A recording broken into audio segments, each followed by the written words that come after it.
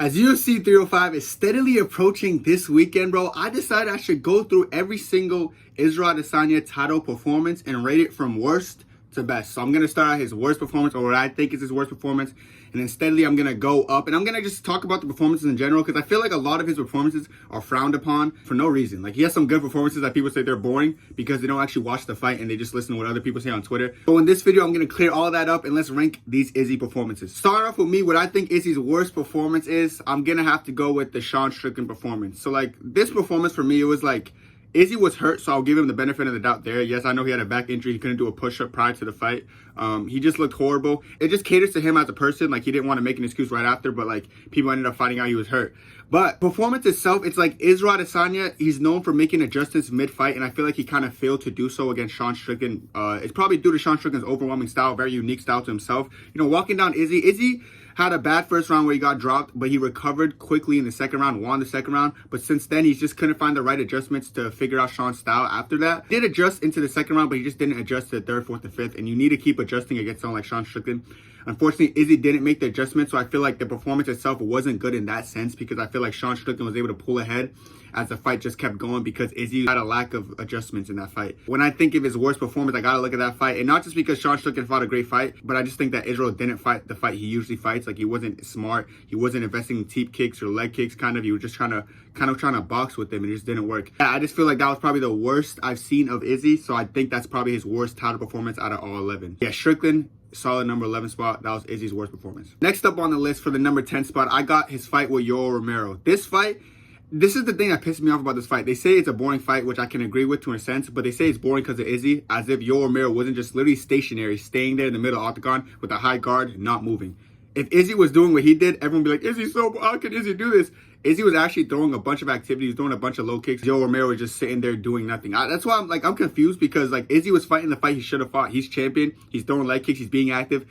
But Romero is just standing there taking the leg kicks, and all of a sudden he'll burst into an overhand and try to land on Izzy, or he lands something on Izzy. Like, I swear, like, he barely threw any shots, but when he threw, he kind of landed. But Izzy was just way more active. People try saying it was a robbery, or like Romero won for doing absolutely nothing that whole fight. But, you know, that's just how people act on the world when they just don't like a fighter. But, like, yeah, it was pretty clear that Izzy was actually doing stuff and, like, throwing kicks. But I just don't like the performance. It's not like it's a horrible performance for Izzy. It's just, like, the performance lacked a lot because, like, Romero refused to engage Izzy. Like, Izzy was just kicking him. Romero was, like, stumbling, and then, like, he would blitz into an overhand. So that's why that fight, like, I just don't see it as a great Izzy performance, just because, you know, maybe Izzy could have been more aggressive, but I could see from a champion point of view why you don't want to take a risk against a very explosive fighter like Yoel Romero. And I just don't know what was going through Romero's head when he was in a championship fight as a contender and didn't want to fight for the belt. He kind of just wanted to sit there and throw one punch or one overhand per round. He wasn't going to win like that. But yeah, as far as Izzy's overall performances, this has to be right here, just because Izzy has some great performances, and I'm going to get into those later on in the video. Coming in at the number 9 spot, but this performance for me, it was actually pretty good. I think Izzy showed Izzy showed levels to this fight. He showed that he was skilled. It was when he went up against Jan Blachowicz and fought him. It just happens to be this is one of his worst performances, just because he has a lot of good performances after this. But this fight, looking back at it, I watched it back the other day. I was impressed about how good he did, because I feel like there's a narrative about, like, Izzy got destroyed. One thing I've noticed about this fight specifically is every time Izzy would land on him, like, Jan would eat it because Jan has a good chin. He's bigger in size. But every time Jan would land on Izzy, there'd be a significant, like, strength advantage. It's like Jan would land, Izzy would, like, not go flying, but, like, Izzy would, like, move back a considerable amount just because his, like, Jan's size. Like, Jan's huge, dog. So, like, when I was watching that fight back, I was like, dang, Izzy's, like, really piecing him up on the feet. But then Jan would land a shot, and, like, Izzy would, like, you know, his feet would slide across the ring or something. Like, oh my God, that power advantage is crazy. But the fight was really close. Like, majority of the judges gave it to Jan. But, like, looking at the media scorecards, I agree with most of them. Like, it was a very close fight. Could have gone either way. I think it was 2-2 going to the 5th. It looks like Jan got the takedown when needed and, like, kind of held Izzy there. But yeah, that was a pretty good performance by Izzy, especially for going up in weight and being underweight going into that fight. I feel like Izzy performed pretty well. So for a number 9 spot, that's not too bad. Coming in at the number 8 spot, we got his first fight against Alex Pereira. This fight was great for Izzy. It's just that he has so much good fights. That's why, like, if you look at Alex Pereira's career, no one has these fights with him, like, where they go the distance and they're beating up Alex Pereira the whole fight. Alex Pereira ends the fights early because of Alex Pereira, but Izzy took him all 5 rounds, you know? Izzy took him to 5 rounds, and even though he got TKO'd in the last round, what he was doing before that was impressive. He beat him in round 1. Pereira came back, won round 2. Round 3, there was wrestling. Round 4, Izzy just outstruck him. And then round 5, you know, Izzy was winning until he threw that kick. His leg fell over his other leg. He fell backwards, and Pereira just got the best of him. Yeah, it was a great performance by Izzy, considering he did that against Alex Pereira, and no one does that against Alex Pereira. But it's just the fact that Alex Pereira ended up finishing him and TKOing him, where I have to give Pereira his credit. So yeah, I don't know. It was a good performance overall, but like I said, compared to every other Izzy performance, it's not that high on the list. But no one else would go take Pereira to that situation. Jan did a similar job though. Jan took him the distance. He just didn't get caught, but he ended up losing the fight. If Izzy ended up going the distance, he would have won the fight because he was up on the scorecards. But as far as every other Izzy performance, I'm gonna have to put this on a solid number 8 spot. And that brings us to the number 7 spot. I feel like number 7 spot should be reserved for Jared Cannonier. I feel like his performance against Jared Cannonier, no one goes in there in 50-45 Jared Cannonier. One judge had a 50-45, the other two had a 49-46. He just went in there and he just made Jared Cannonier look like a goofball. We've seen Cannonier against Strickland, he whooped him. We've seen Cannonier against Victoria, he brutalized him. No one goes the distance with Cannonier and beats him like that, the way Izzy did, all 5 rounds. Izzy just dismantled him. It was just a distinct difference between the striking of the two opponents. Izzy has a habit of when he's investing his low kicks, people get more passive and they get tentative and they get afraid to engage him. That's what Izzy did against Jared Cannonier. I feel like he used his leg kicks a lot. He styled on Jared Cannonier pretty good. It was a fun fight, dude. I feel like people just don't watch Izzy fights because they try to make that fight was so boring. No, it wasn't. You guys just didn't watch the fight. You just go off with I'm telling you right now, half those people say it's boring. I know they didn't watch it, so I don't really pay them no mind. They say it with the Victoria fight too. They just don't watch these fights. But that was a great performance against someone like Jared Cannonier, who's just a very established fighter in the middleweight division. He just looked really impressive in that fight. And he went in there against Jared Cannonier, the killer gorilla, and killed him for 5 rounds straight. So I got to give him his credit there. I think that's one of his better performances. I think his number 7 spot is it's a calm spot for this whole list, just because Izzy has so much great performances. But yeah, just because it's Jared Cannonier who he did it to, I have to give him his credit and acknowledge that was a very hard opponent to do it to. So 50-45 in Cannonier, that's definitely going to earn you a number 7 spot on his list. Now we're in the top 6. His 6th best performance was his performance against Whitaker the second time. I feel like the Whitaker's too, it was a close fight to an extent. It was a clear winner, but a close fight. Israel Adesanya outstruck him every single round. Outstriking Robert Whitaker every single round is unheard of unless you're Israel. No one does that to Robert Whitaker. Robert Whitaker outstrikes anyone. Robert Whitaker had to wrestle a lot. That fight went 4 for 10 for takedowns. Couldn't even hold down Izzy for more than 3 minutes. Izzy was just getting up every time with those 4. It was just Izzy was better than him everywhere almost. It's almost like that kind of thing. Izzy just beat him everywhere. People try to paint the narrative that it was a robbery. I'm telling you, they just didn't watch the fight. That fight wasn't even it wasn't debatable. It was a clear winner.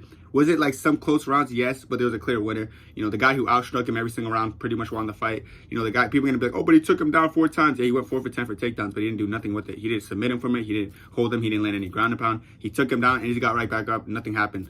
That being said, clear winner, but like I said, people who don't watch Izzy fights just try to ride a narrative and pretend it was a robbery because they didn't watch it. But, and considering that's Robert Whitaker and how good Robert Whitaker is, and look at what Robert Whitaker did to the entire middleweight division when it's not Izzy, excluding his little DDP fight, that was before the DDP fight anyway. So looking up to this part, you just run through everyone at middleweight, then when he runs into Izzy, Izzy just shuts that down. So gotta give respect to Izzy just beating that version of Robert Whitaker and doing it very impressively while going the distance. Now we're in the top 5 Izzy performances. Coming at the number 5 spot, we got Marvin Vettori, one of the most entertaining masterclasses I've ever seen. People try to say it's not entertaining, they just didn't watch the fight. Izzy styled on him. He was using head movement against the cage. He was hitting him 1-2 piece uppercuts, clean shots, low kicks. Dropped him with low kicks, uppercutting him on the way up. Izzy just had a beautiful masterclass against Victoria. Victoria actually got him down, got his back, got reversed. Izzy turned around, put his hand on his neck, was talking his shit. That fight was so fun. I don't know why, people try to convince me that it was a boring fight. It's never going to work because I actually watched the fight. Like I said, these guys don't watch these Izzy fights. They just ride narratives that was boring. 50-45, he put a masterclass on Victoria. And it was funny because Victoria actually thought he won. Izzy pretended like he had his fingers crossed at the end of the fight. It was hilarious, bro. That fight was amusing. I loved it, every second of it. The build up to it was fun too. Victoria was all I'm just going to go in there, I'm going to fight him. And Victoria did go in there and try to fight. Victoria was game. It was just that Izzy chewed up his front leg and started piecing him up from there on out. So I got to give Izzy his credit here. One of Izzy's best performances, definitely a top 5 Izzy performance. Put on a show, a masterclass against Victoria. Brutalized him, pieced him up. So I got to give him his credit. One of the best clinics ever put on Victoria, along with the Cannonier clinic that he put on Victoria. And Robert Whitaker put on a pretty good fight against Victoria. But Izzy just styled on him better than anyone's ever styled on him. So I got to put him in top 5 for sure. And now we're in the top 4 Izzy title fight performances. In the number 4 spot, I got to go with Kelvin Gastelum. And although Izzy did go through adversity in the Gastelum fight, he was bleeding, he went through adversity. It was 2-2 going to the 5th. There's just the way he rose to the occasion for me was impressive. You could tell he had that dog in him. He was ready. We don't really see that version of Izzy a lot. But when that version comes out, he's a different beast. He was ready. He was prepared to die in that fight. He just went out, gave it all he got, and he beat the shit out of Calvin Gastelum in that 5th round. Like, he beat the brakes out of him, dog. It was bad, but it was so fun. That was my favorite. That's still my favorite fight of all time to this day. Just like, it was so back and forth. You know, Izzy even got dropped, I believe, in the first. Like, came back against the kid. It was such a crazy fight. It was so unpredictable. You didn't know what was gonna happen. But when that 5th round came, they had that crazy face-off, and then Izzy just showed up in the 5th and won that belt. One of the best new situations in UFC history. Great fight. Great, just great performance by Izzy. I know it wasn't like a perfect performance, but just the way he rose to the occasion, it's better than the 50-45 in my opinion. Like the 50-45 masterclass he got against Vettori, great. But the way he performed in the Gastelum fight, I feel like he used a lot more grit to win that fight. So I gotta acknowledge his top 4. Definitely one of the best performances I've ever seen of Izzy, hands down. That brings us to the top 3. And at the number 3 spot, I got his victory over Alex Poatan Pereira. This victory just aged so well because it's Alex Pereira and no one knocks out Alex Pereira in MMA, let alone beat him in the UFC. But Izzy beat him the way he'd be beating everyone else. He won the first round just by straight striking, beat him up the first round. The second round, he was winning until he got his leg hurt. And then, like, the last 15 seconds of the fight, people remember Alex Pereira winning. So they tried to be like, oh, Pereira was beating him the whole time. No, he wasn't. Pereira lost the first round. Towards the finishing sequences, he started, like, hurting Izzy's leg. Came up to him. Izzy passed him against the cage. And, of course, had that iconic knockout, the celebration, everything on that fight was just bliss. It was perfect, bro. The way he came back, not even came back, the way he recovered from almost looking like his leg was compromised to just finish him like that. It was just like the nail in the coffin, like that, just a perfect way to close that story. They're never gonna fight again, I can just tell you right now. But that was definitely a top 3 Izzy title performance. This could even be higher just because who Alex Pereira is and what he's done. But I just feel like, you know, it could have been a little bit more flawless in a sense, but like the way it went was perfect. There's no better way that fight could have went. Like people, like the reactions of people, like oh, Izzy's hurt, blah, blah, and then he gets knocked down. They're like, oh, like it was the best. I love that performance. One of my favorite knockouts of all time. My favorite knockout of all time. So yeah, credit when credit's due. Definitely a top 3 performance from Izzy, putting an end to the Boogeyman Pereira. And now we're in the top 2. Of course, you guys know the top 2 that are left. But coming out the number 2 spot, I am going to go Robert Whittaker. I do think the Robert Whittaker performance was more impressive than the Alex Pereira performance because Robert Whittaker is known for just blitzing against these guys and just beating them up and brutalizing them in the kickboxing realm. But every single time he blitzed against Izzy, he was just getting check hooked and countered. At the end of the first round, he dropped Whittaker, put him on the floor, you know, almost hit him with a phantom punch. And then the second round, more of the same. Every time Whittaker would go in, he would pay the price. He would eat a punch. It was almost like Whittaker had nothing else to do. Whittaker saw Gastelum blitz in and have success, but he didn't understand that Izzy adjusts from stuff. He learns from stuff, and he learned from that very well. And you can see by the way he learned by the way he counterpunched him to an oblivion. Credit when credit is due, bro. That's one of Izzy's flawless performances, considering how good Robert Whittaker is in that division, dude. Like, other middleweights rarely beat Whittaker. It's just hard to do so because he's so good. But the way Izzy beat him, that was the most flawless. Like, I don't think that like one of the most flawless performances in UFC history, period. Like, just the way he made Robert Whittaker look like he shouldn't even be in there. It was crazy, dude. But definitely in the number 2 spot, which leaves us with the number 1 spot, and y'all know what it is. I gotta go with Paulo Costa. And just because Paulo Costa was undefeated prior, was riding a 5-fight win streak in the UFC, coming off a TKO with Johnny Hendricks, Uriah Hall, then that war he had with Romero, and then Izzy fought Romero too. But Izzy's performance against Romero was just not that great, like I said earlier. And it's weird because they both had mutual opponents before they fought. It was both Yoel Romero. They both fought him before that. You know, Paulo Costa just had more of a war and just looked like he was better. And then Izzy was kind of passive. So the narrative was just like, oh, Costa's going to go in there and just masterclass Izzy. He's going to just put too much pressure on Izzy. He's going to break Izzy.